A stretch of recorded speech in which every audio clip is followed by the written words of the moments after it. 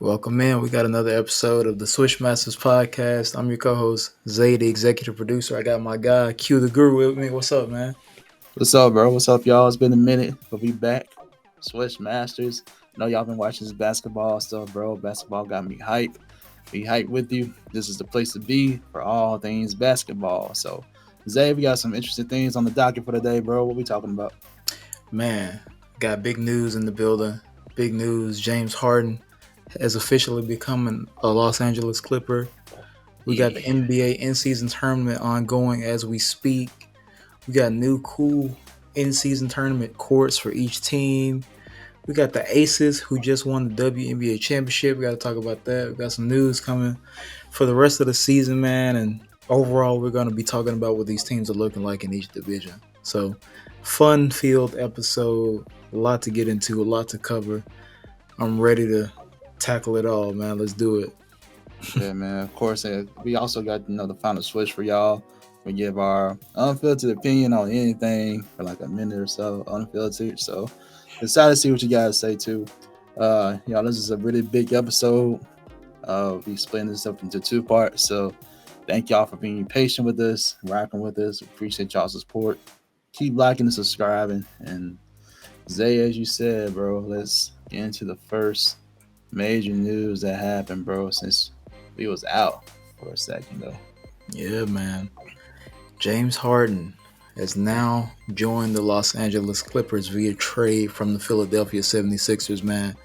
Him, PJ Tucker, Philip, I may be saying this wrong, Petrusev to the Clippers for I ain't Marcus gonna lie, bro. I Morris. never heard this dude's name before to this trade. I ain't gonna lie. Yeah. No offense to dude. No offense. You No getting your offense. bread, so you winning in life, bro. You getting your money. You NBA. That's He's in awesome. the league, dog. That's all that matters. It's hard to do. So Yeah, man. But yeah, Philadelphia ultimately ended up trading James Harden and PJ Tucker, also Petrusev, to the Clippers for Marcus Morris, Robert Covington, Nick Batum, KJ Martin, draft picks from OKC as well, some pick swaps. Big trade, man. Overall, it's going to be interesting. We haven't seen James Harden play as of yet. I think he's supposed to be today's Sunday. We're recording. He's supposed to be making his debut tomorrow, which is Monday, and it'll be interesting, man. He's had some comments, obviously, with the press, and I've seen some videos of him with Russ with the team. So it's going to be a fun time to figure out what this looks like for the Clippers. yeah, as this is recording though, he's gonna make his debut against the Knicks. So interesting to see how that goes. Yep. Also, kind of interesting that he didn't play, but PJ Tucker played though. That was kind of I that was a thought little. about that too. I think it's because he was out for whatever it was, like 10 days or 2 Good weeks point. without Good point. playing, without practice. And he, wasn't allowed to travel with Philadelphia on the plane. So they probably are like an extension for us, like the test and physicals and stuff like that. That he has to get cleared. That's what I would assume. But hey, Yo, that's a good point though. You're right. That's a good point. PJ been playing, so it's like, yeah, that's a good point. Yeah, That's a very good point. I don't know if you saw this, but did you see the reaction when he first came to the locker room? It was like it had Russ, PJ. You saw that clip? Yeah. Yeah, man. For those watching the video, man, I wish we had a video for y'all too. But yo, it was just well, what you take that reaction like? And oh, dude, who was sitting down next to Russ, bro? I'm trying to remember. Man. Yeah, he looked so nonchalant, bro. It was like, okay, he didn't get up and do nothing, bro. I'm like, I don't know. Without context, this was like, if this is the first time meeting, I don't know. We don't look too good. Not looking too good. I'll tell you what, NBA Twitter picked up on that too, and it was some of the same reaction you had, man. It was kind of like, all right, he's looking very like he's just like, oh, it's James Harden, cool. All right, let me go back to what I was doing. Maybe like I don't know if that was like before the game or Mm-hmm. after the game, but maybe he was just like zoned in on Could playing. be, yeah, that's true. Could be getting pumped to play. That's very true. You never know what he's doing on the phone. There's some really serious stuff going on. You never Maybe know. handling Getting in some the zone. business. Yeah. Exactly. So you never know. Context is everything, but But you know NBA outside Twitter. looking in, it don't look good. You know NBA Twitter, the detectives on the internet, they were I saw one meme that said, "Look at this guy walking in, about to change the number of my minutes being played." Mm, So I was like, I mean, it's possible. that's true. Yeah, that's tough. But going back to the trade though, like they actually had to get him out of there. I understand it. Hmm. And shout out to the Clippers, they actually look pretty good. Uh, Joe on B still doing his thing, and Maxi's really stepping up. So Shout out to the Sixers, yeah. yeah, they can still contend. It's just about flipping those pieces you got for something else. For Hmm. hoping another, at least a bona fide All Star at least to compete. But on the Clippers side, I'm really surprised. Like, I guess on one hand, it gives you some insurance when you know you can kind of, I mean, knock on wood, but based on the trend, one of those two stars is going to get hurt, if not both of them, and Paul George and Kawhi Leonard. So Hmm. this gives you some little extra insurance about, they're out. We still got two solid players. Russ, I rarely question his play. He's mostly good to go all the time. James, um, he's kind of relatively known as someone that can get throughout the whole season as well. So there's two players you can like kind of still rely on, and they didn't give up too much in terms of depth. I mean, Batum. I mean, yeah, they gave up Batum, but they didn't give up someone like a Norman Powell. Hmm. Who's more effective off the bench. Marcus Morris is not. Who he hasn't been so effective in LA. So was it Marcus Marquise? I forgot which one, man. The twins. I Marcus, forget which yeah. one. I was right. Was it Marcus? Yeah, Yeah. Marcus has been with the Clippers. Oh yeah, Marcus, man. Yeah, Marcus hasn't been so effective with the Clippers, man. Um, so yeah, you didn't really give up a whole lot. The thing that solidified it though is the picks apparently. And shout out to OKC for getting that done. I'm like, okay, Impressive, king of picks. exactly. So I Yeah, think those picks kind of help solidify the deal, and you got something. So congratulations, James Harden got what he want again, again. yeah, Without like a lot of us feel like that's not the proper way to do things, you know. However, when you have a guy like Dame who wants to trade, who's been like pretty loyal to his franchise for years and years, wants to go to one place, can't even do that. But yet we rewarding players like James Harden who causes a ruckus, no matter if it's justified or not. Like I don't care, it's a distraction for sure. to this degree, and give award of what you want. And what's that teaching us? What's that teaching us, man? I'd rather go this route than it's like no matter what, like I get what I want if I play the diva role. You know what I'm saying? Like All right. forget professionalism. Like to get what I want, I gotta do this. Think about AD, James Harden. These players are getting what they want Mm. Well, while being distractions on the team. Like, come on, bro. Like I don't like it. no, I feel you. I feel like this would be a different situation if he were winning everywhere he went, or he just was making this big difference every single time, every single trip. This is now his third team in what, 4 years, basically. And it seems that when adversity hits, or changes happen that he's not exactly fond of, that he's out. He's completely like turned out of whatever they're doing. Brought in a new coach, and he made the comments about, and I don't have the full quote, but I did listen to it. James said that he's not a system player; he is a system. I saw that. And if you and to be fair, I listened to the whole thing. Like I'm obviously Hmm. taking paraphrasing here, but if you listen to what he said, it makes sense. But my thing is that you haven't yielded the type of results to just use that in your, I guess, Hmm. train of thinking here. I feel like if he had won a championship in Houston, or if he had consistently been making like a finals run or something, or close to the finals, deep in the playoffs, that would be fair. But at this point in his career, I think Chinea Ogwumike actually said this too. It's not that you are not a great player or a unique player. It's more so about at this point in your career, you have to be accept the role that you feel. Not everyone's catering to James Harden. You're not the type of player to like center everything around when you have Paul George, Kawhi Leonard, Russell Westbrook. Like you have other future Hall of Famers playing with you who at this point are probably a little more efficient than you. I'll put it that way when it comes to impacting winning.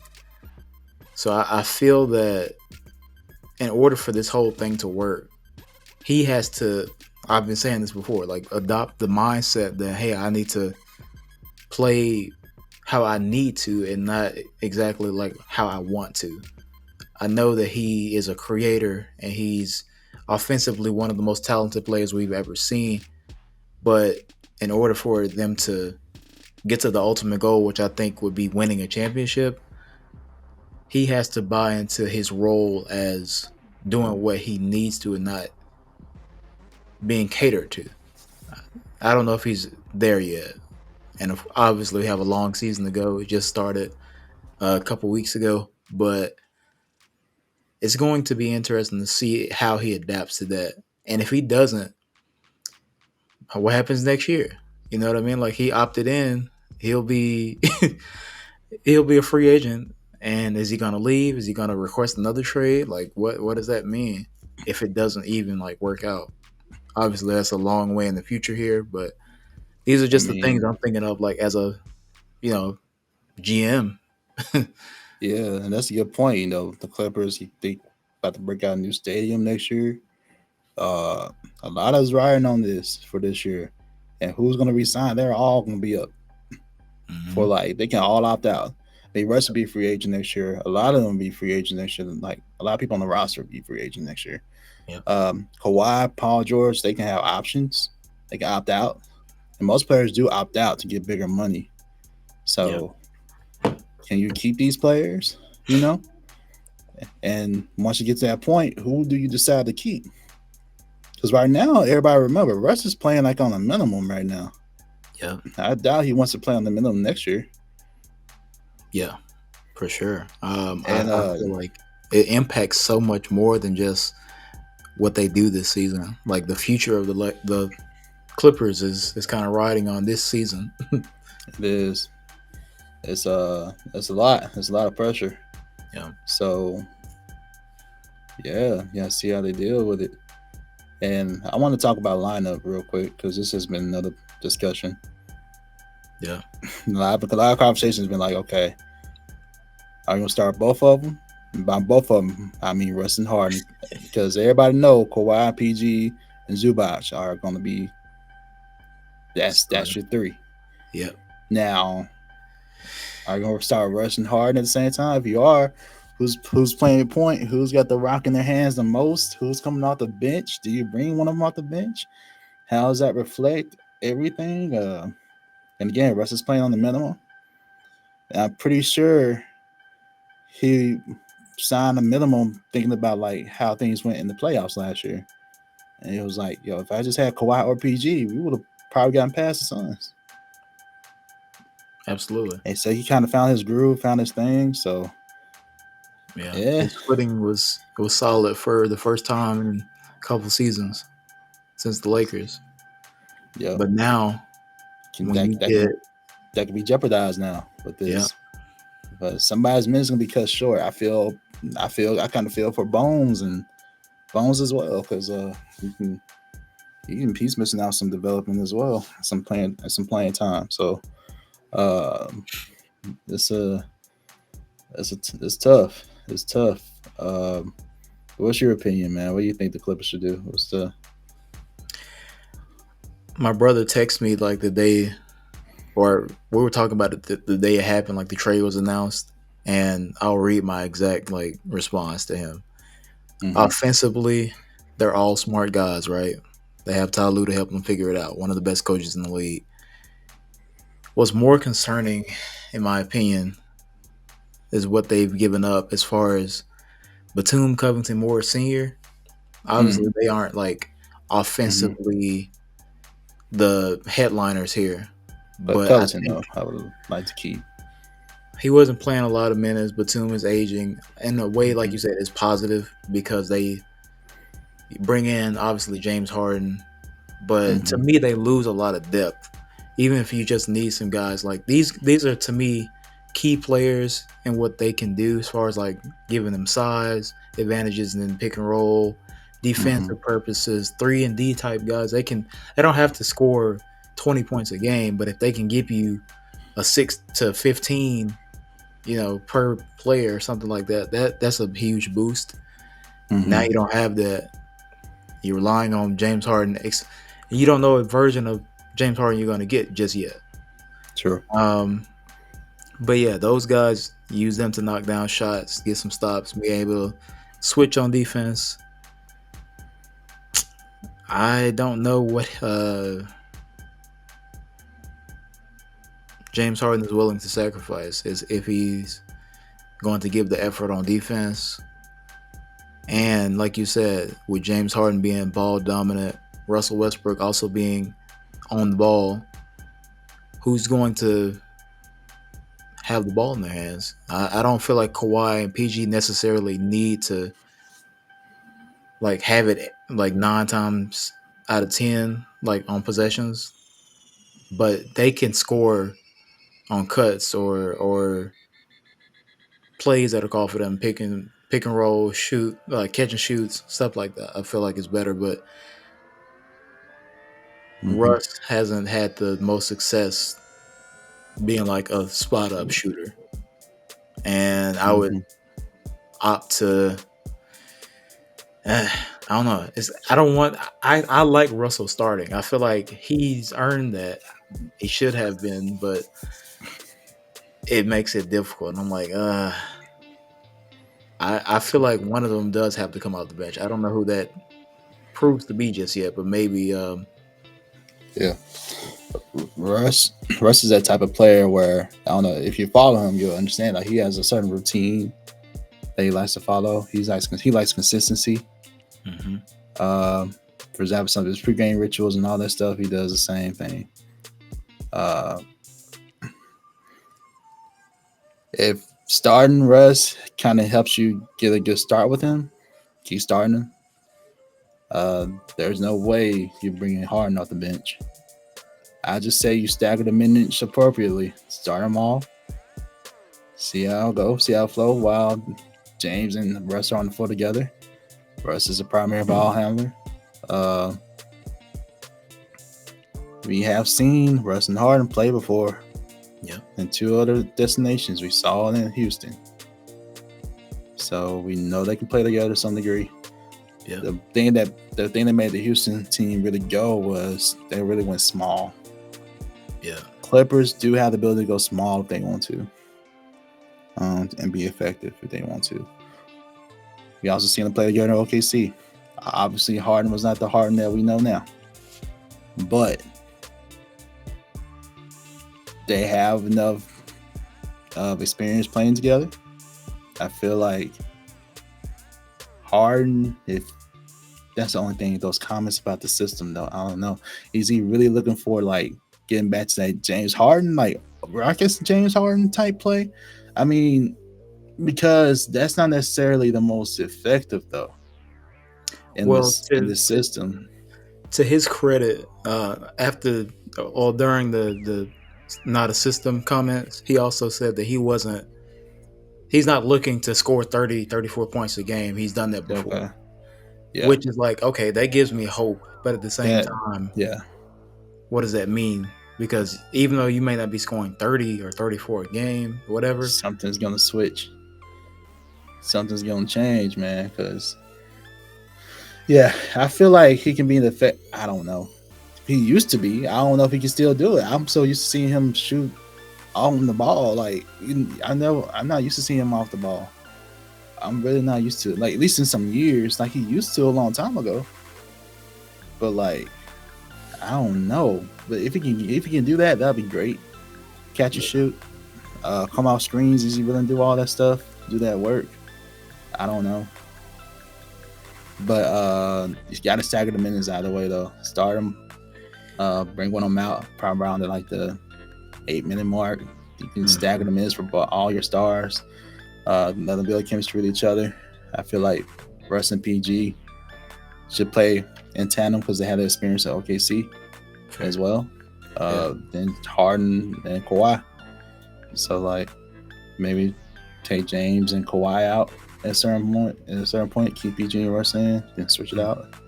You know, you can stagger the minutes, and then most of the time it's about who finishes the game right after it starts. Now, who finishes the game? I don't know. Maybe that's the point where they all go small because sometimes egos can play a role there too. Mm-hmm. So maybe just go small there, and maybe depending on the score, you don't have to worry about that. Cool, you're blowing teams out. But yeah, that's my opinion. Start them all, stagger the minutes. In my opinion, Russ and PG should shut the floor the most often. Than James and Kawhi, because James can be that typical, prototypical system that he says he is, that he can do, because that's what he can do. Yeah. So, yeah, that's my opinion on that. That's my opinion on that. But I agree with you. They do lose a little bit on defensive end. It's hard and willing to buy into that defensive system because Russ definitely picked it up. Is he willing to pick it up? I don't know. Yeah. I think the good thing about Russell and James is that they played that type of like tandem off ball, on ball thing in Houston. Mm-hmm. And obviously, even those moments, Russ was mostly off the ball. Yeah. He was, but he was cutting. Yeah, exactly. But he was cutting. The thing is, you have to be right. small for that though, because you can't have a center in there. So it's like just have to go small. Yeah. Maybe have Russ, James. I'm trying to think, we can be a 3. See, this is would be a good point. We could have some of those pieces they gave up, like you were saying. They can be in that role, but I guess you can go just Terrence Mann or Bones Highland, and then basically we got the hotter hand. Or never mind, Norman Powell for sure. Take that back, Norman Powell, Kawhi and TG, Kawhi at the center. So we'll see. Or Russ. This position is basketball at this point. So for sure, yeah. Russ will do the dirty work. That's what for sure. I admire about him. He's going to play hard defense. I feel like if they can kind of like work it in where if you have your core 4 on the floor and let Russell be like that roaming type of presence, like he's kind of like playing inside outside on defense, getting to the boards, getting out in transition, obviously, because he's still like a blur compared to a lot of guys with his speed, or just letting him be in the passing lane on just like, I don't know, it's not a boxing one, like maybe like just a roaming defender where he's like just after passing lanes, because if they get you into your offense sooner, that's easy bucket for him too. I feel like there's a way.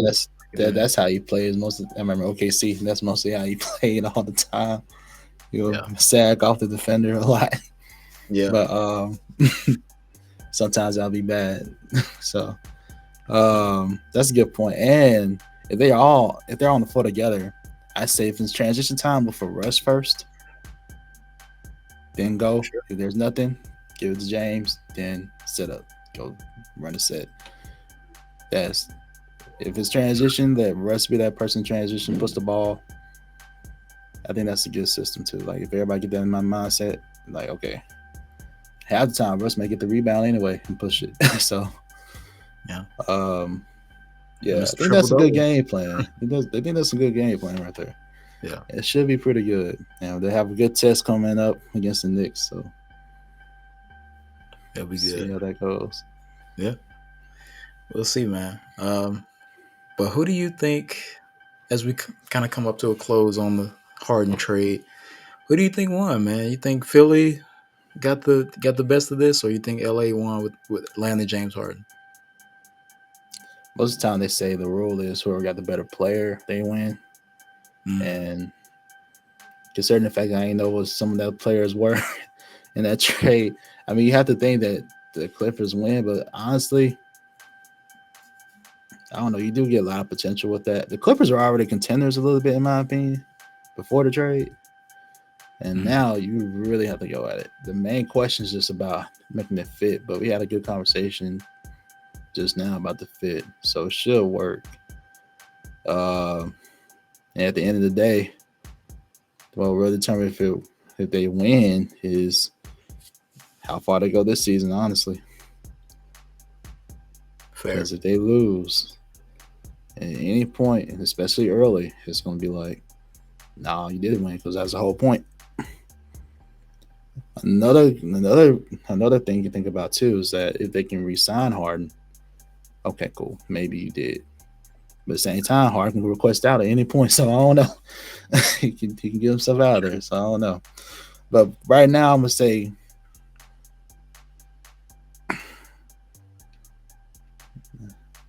damn it. Right now, I'm just like in the middle, bro. I think I don't Mm, want just outright wins or loses. Shout out to Philly for getting some picks back and yeah. everything, but yeah, I'm kind of in the middle. But if I had to just pick one, I would probably lean towards Sixers right now Mm-hmm. because a lot of things a lot of people have been saying is like addition by subtraction. You're like you don't Yeah. have to worry about the distractions anymore. They seem to be playing well. Yeah. So no, if you turn around and see the Clippers win, okay, yeah, y'all want to trade, cool. But right now I'm gonna say Sixers. Fair. I had a similar sentiment. I think that it's obviously early to say as far as the impact that it'll have on the Clippers' future. Obviously, there's a lot of stuff up in the air as of this trade, but looking at the trade itself, uh, compared to what Philly gave up, I feel like the Clippers kind of gave up too much to get Harden.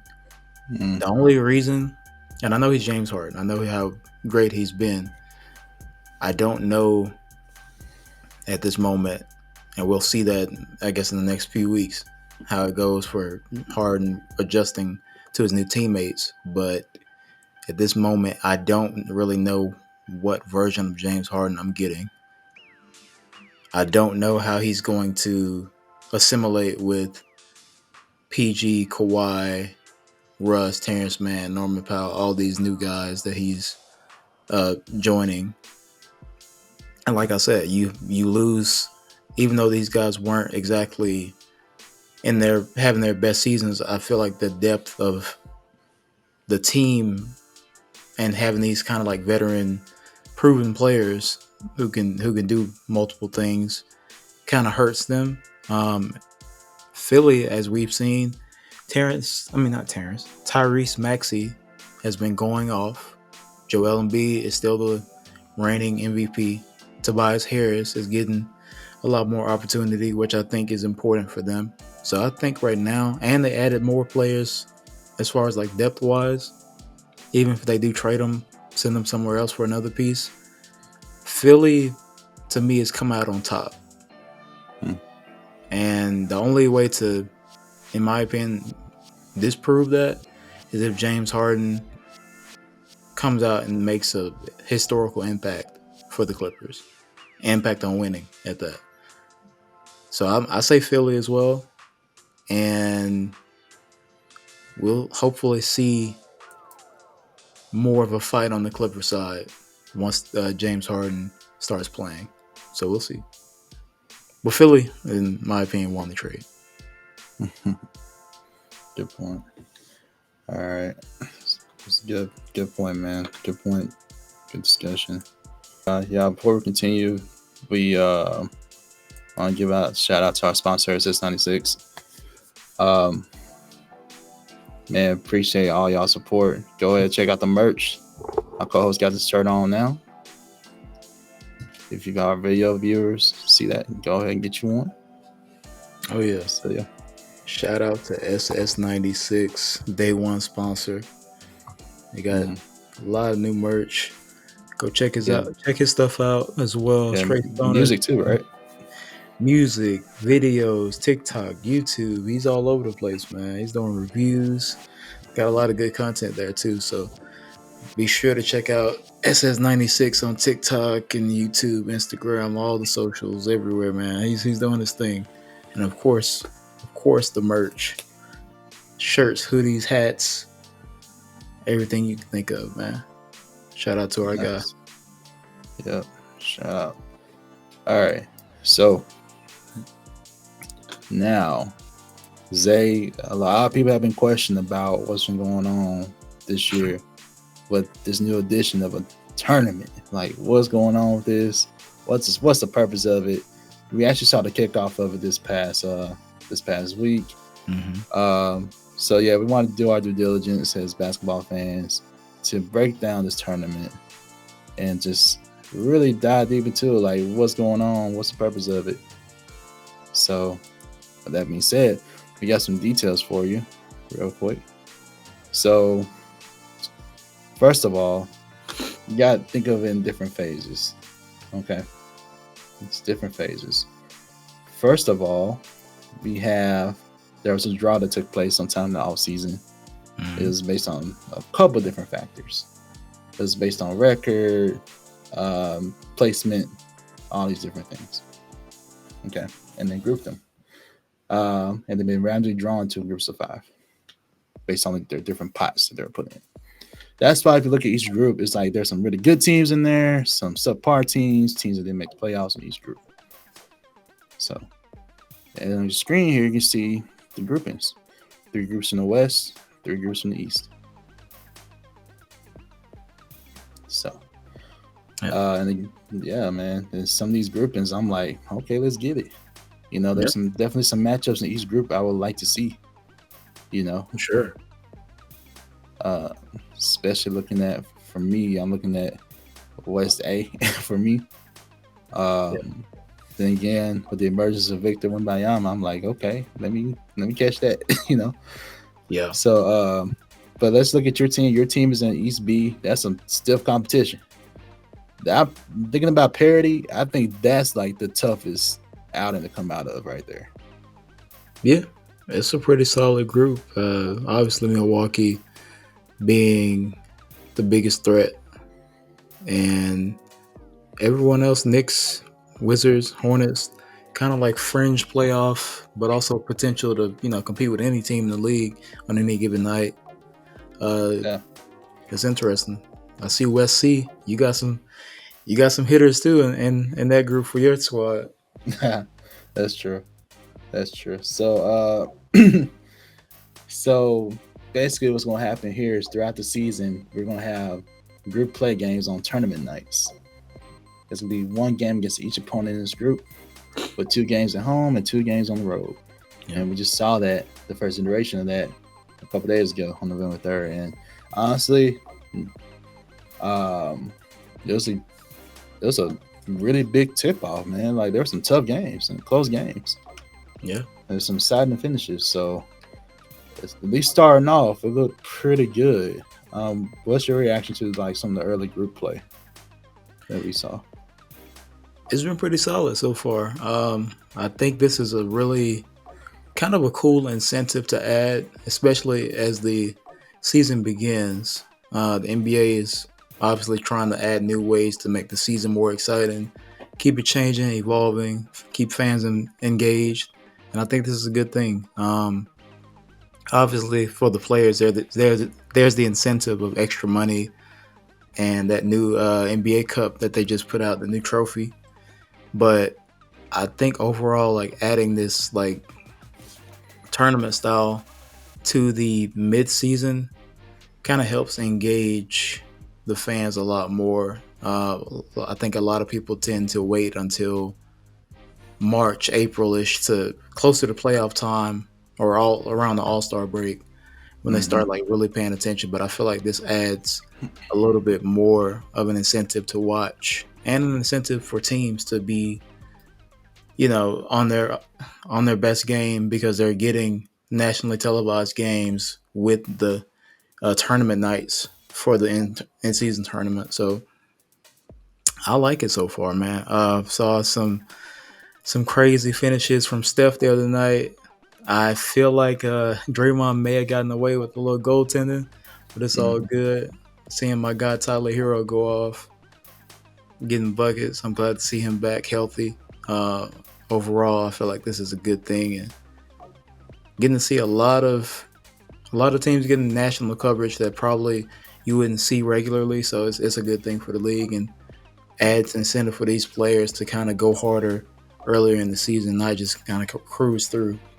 So Yeah, and just to be clear, these are all regular season games too. By the way, they're yeah, a part of the season. It's just that, like within the season, you have this. You're tracking who wins these group play games, and then based on the results, they advance. You will have 8 teams advance, and they'll advance to the knockout round. So the team with the best standings get to play, and you also have two groups who are like in a wild card. These are people that finished like second in their group. So we'll see the best of the best playing in this part. And this is single elimination, so you lose, you're out. And again, like Zay said, these qualifying teams will compete for a prize pool and a new in-season tournament trophy, the NBA Cup. So, and as you see here, the dates.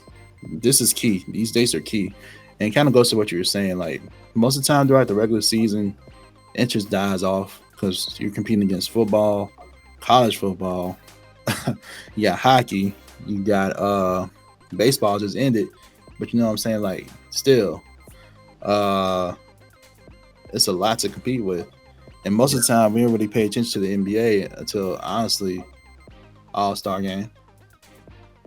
hmm Sometimes Christmas, depending on what the matchup is. That's about it. And this leads right into that time where interest should peak back up, which is around at Christmas time, and then goes on throughout. Now, it's to be said that like there's a commissioner's cup in WNBA as well, hmm and that's been proven successful. Think about the rise in popularity of WNBA. So it's been tested out and proven successful. And again, the prize pool was great for WNBA. Now we can get to like the motivation factors here, because yeah, as we know, the NBA league is, we think about money based on salaries. It's like, okay, you can stand the reason like why these players in this other league will compete more than players that get paid basically that amount already, at least for some of them. hmm So, however, I lean towards you. The whole goal of it, and the NBA put this out as a statement, like the whole goal is to try to engage more with its fans and increase popularity. And part of that goal is with this is like pay attention to those dates. We'll look at that. They're doing different things to engage the audience, like with these NBA courts, man. yep, These new in season, like in tournament cups, like these courts. Overall design, some of the courts, uh, pretty cool. But we're gonna dive into some of these. yep, Uh, yeah, man. First up, looking at OKC. When I saw that, I was like, "Oh snap! Okay, we got a new court." I was like, yeah, "That had to do some research." I was like, "Oh snap! I forgot they're doing new courts for this stuff." yep, I was like, "All right, let's go OKC. Court look kind of nice."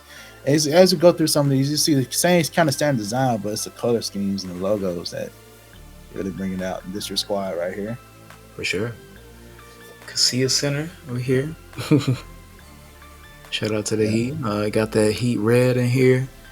Obviously, the trophy, like you said, is like the kind of like the staple of the in-season tournament, of the cup in the middle. Mhm.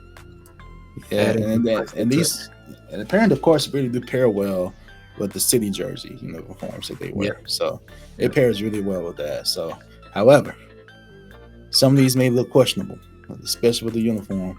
And I don't know. I'm gonna just have to see it to believe it with some of these. Like, okay, this one, A1. I like this one. Oh yeah.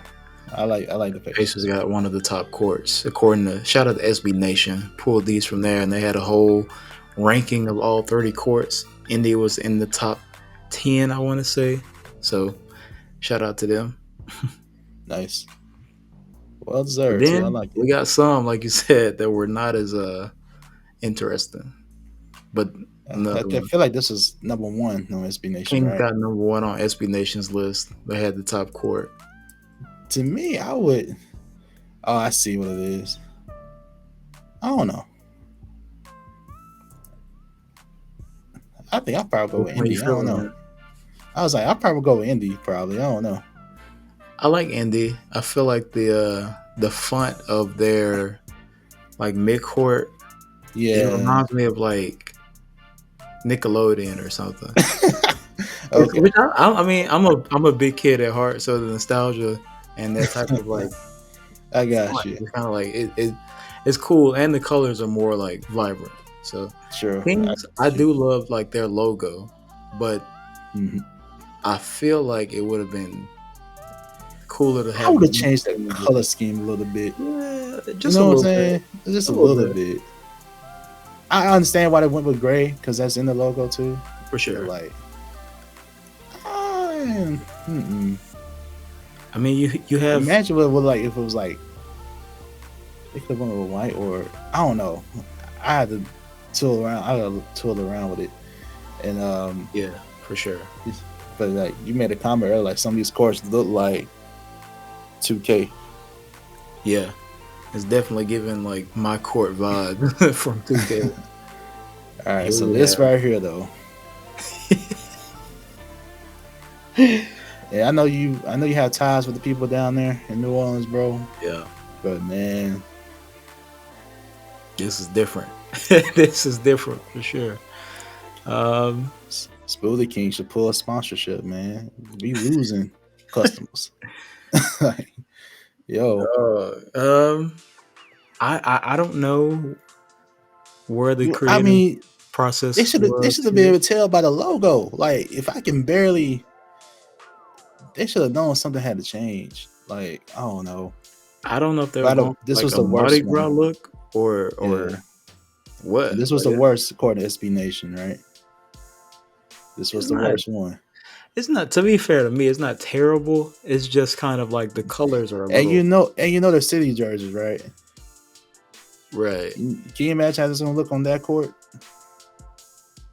It's very. I It's feel gonna like it'll be clash. very busy It's gonna for be sure. clashing, bro. But again, I'd see to believe it. So I'm gonna wait to see. So I'm gonna Yeah, maybe I can watch some highlights because they weren't on national TV. Um, but man, maybe I can look at the highlights see what it looked like. So yeah. anyway, back to the tournament though. Mm. Overall, I feel like this is good for teams that are.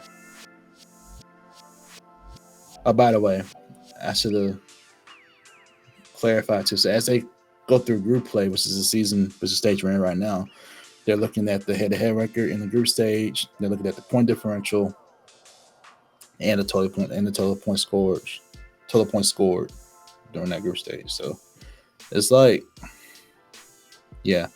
By the way, if there's a team that tie for some reason, they'll have a random drawing Mm-hmm. to place them in the next round. So yeah, and after knockout round, got championship game, and by the way, the championship game will not count towards the regular season. By the way, so I want to make It's sure. like an extra game Yeah, it's like an extra game basically. for the season. Mm-hmm. But Yeah. on the plus side, your chance to win some money in that game. So, Likes money. do you remember the money amount? Wasn't it just $500K for each player and coach? For the winners, 500K. For the runner up, I think it's 200,000. I think there's maybe one more round of winnings. I think it was like 50,000. I may don't quote me on that one, but 500,000 and 200,000 for the winner and then runner up for sure. Yeah. So making this a part of regular season, it's like the games still matter. You know, Yeah. it's just that you get a little bit more incentive to play in these regular season games because these are games you would play anyway. Yeah. So, and the good thing about it is that obviously this is a new thing that the league is trying to establish. It's basically a move for years to come.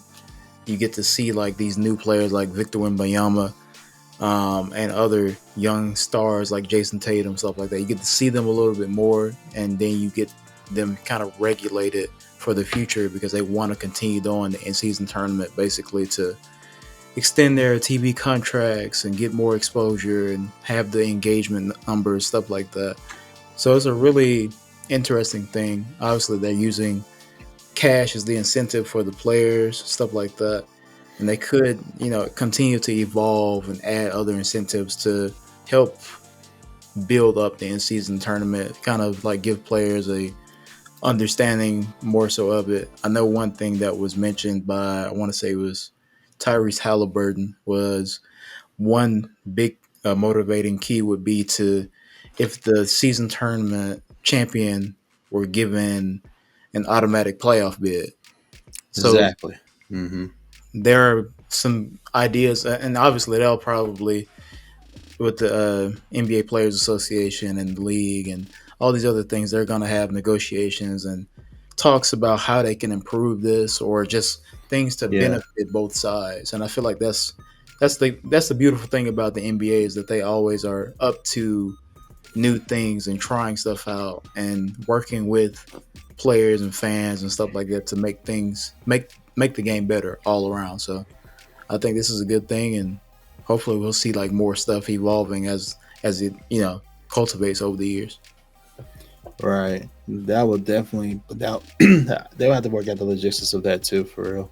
Yeah, Because if that sure. goes through, it's like you get a playoff bid without even playing the whole season.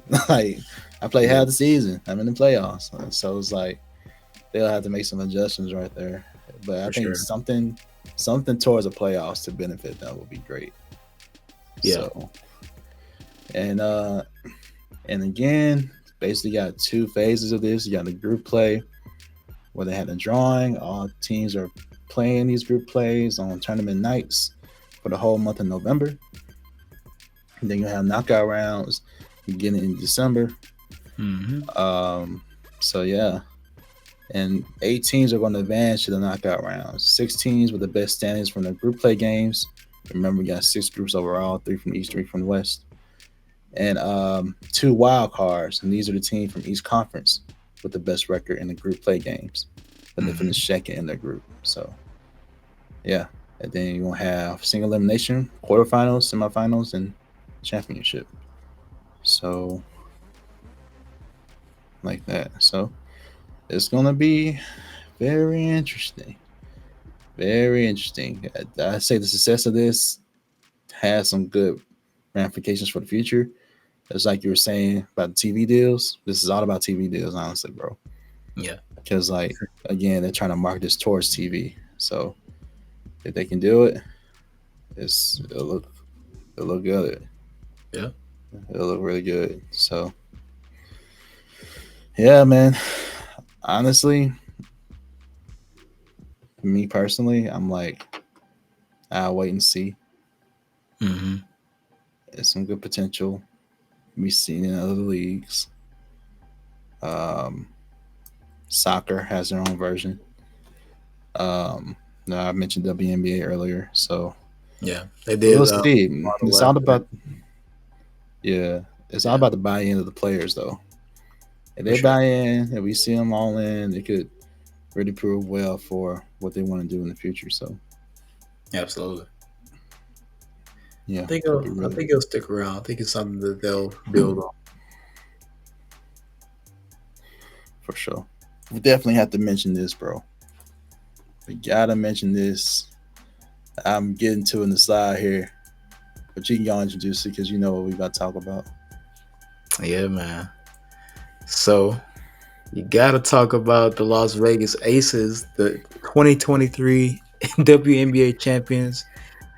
And I gotta say, man, the celebration, the celebration, they are legends for just this celebration that they've had over the past couple weeks, man. Shout out to AJ Wilson, Kelsey Plum. They just won back-to-back WNBA championships, the first time since 01-02 WNBA, the Sparks, the Los Angeles Sparks, man. So really, really been cool to see.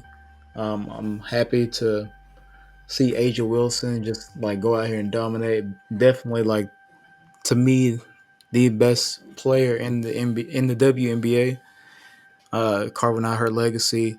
And man, I don't know if you've seen all the clips, but they have been going hard. Like every every other day, I was seeing something from them. Like Asia trying to talk in the press conference. The whole team bombards the stand. They got the music playing. They're dancing. They went to the Usher concert. Asia got sang to from Usher.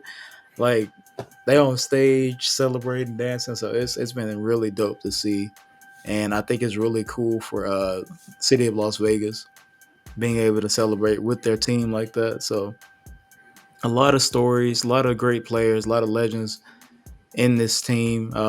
Obviously, I spoke about Aja Wilson, Kelsey Plum, Chelsea Gray, the point guard, Candace Parker, who was not able to play, Becky Hammond, their coach Becky Hammond, who was also a legend in her own right. Um, just really, really cool to see. Clark, like they have just a lot of stories with her dad passing away and being able to like win and celebrate him in a way. It was really cool, man. So happy for the Aces. Um, yeah, happy for him, bro. It's been a really fun WNBA season for sure. Yeah, man, that's awesome, bro. Yeah, Powerhouse Dynasty. yeah, yeah, for sure. Dynasty for sure. And yo, and their success is proving Dynasty in like the yo, and their success is proving like it's making waves too, because the NBA is looking to have a team out there too. making. Yeah, So and me personally, I wouldn't mind if we had like an Aces NBA team as well. I don't know, like I just like the whole color scheme and everything, bro. Like if they go to Vegas, most of the time with those, just some type of symbolism to the team. You know what I'm saying? So for like, sure. yeah, maybe not the exact same name, but you want to overshadow the Aces and what they're doing. So maybe not the exact same name, but similar somehow. Yeah, I'm sure. But Spades, I don't know. I don't know, bro. Like, no lie, dude. That's exactly what came to my mind when you said like a team name. I was like Spades. That's all. Like I yeah, don't I don't gamble, know. guys, so I don't know much. I don't know all the terms, but something to do with poker and Cars and stuff like that. cards, gambling, Yeah, and nightlife. That's all I can think of with Vegas. So yeah, we'll that's see. cool though. But yeah, It's man. Shout out something to you. Vegas related. Yeah. hmm That's cool though. And by the way, going back to the in-season tournament, that's gonna be played in Vegas too, the Yep. championship. So Yep. another way, like having the NBA is trying to branch out there. For sure. So Yeah. yeah, it's real cool, bro. All right, to wrap this up, bro. Again, shout out to our sponsors, it's 96. Appreciate your support. Make sure you go check it out. Check out the ticker at the bottom of your screen right here. So yeah, visit the content on the website. Make sure you do that. Let them know Switchmaster sent you for real. Um, Zay, let's go ahead and get into our final switch, bro. Um, man, I'm just gonna let you hit it first, honestly, bro. Probably. I got you, man. It's not for me. It's not a basketball related one exactly, but today is November 5th, Sunday, November 5th. We're recording this. Tomorrow is my mom's birthday, so shout out to my mom. Happy birthday. Love you. Appreciate you. And I hope that you enjoy your day. Enjoy this year. We celebrate you. We appreciate you. And wouldn't be here without you. So thank you. That's what's up, bro. Um, honestly, my same thing, bro. Shout out to your mom. Happy birthday. Oh yeah. Swish Masters, man. Appreciate you. Yeah, appreciate your family, bro. So like, yeah, man, that's awesome. So that wraps it up for this portion of Swish Masters podcast. Make sure you check out the next one. We'll be going over our season preview and our picks for the season. So make sure you check that podcast out when it's released. So yeah, appreciate y'all. See you on the next one. See, like, share, and subscribe.